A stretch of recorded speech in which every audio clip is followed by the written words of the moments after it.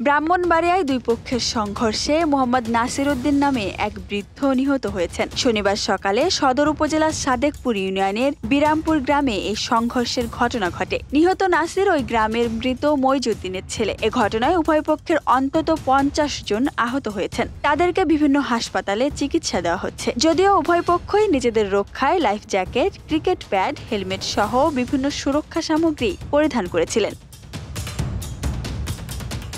Police জানায়, দীর্ঘদিন ধরে গ্রামের সাবেক চেয়ারম্যান হারুন মিয়ার সঙ্গে একই গ্রামের সাচ্চু গ্রুপের আধিপত্য নিয়ে বিরোধ চলছিল। এরই জের ধরে শনিবার সকাল 6টার দিকে উভয় পক্ষের লোকজন দেশীয় অস্ত্রশস্ত্র নিয়ে সংঘর্ষে জড়িয়ে পড়ে। থেমে থেমে বেলা 11:30 পর্যন্ত চলা সংঘর্ষে সাচ্চু মিয়ার সমর্থক নাসির উদ্দিন নিহত হন। আহত হন অন্তত 50 জন। এছাড়া সংঘর্ষ চলাকালে উভয় পক্ষের বেশ কয়েকটি বাড়িতে আগুন দেওয়া হয়।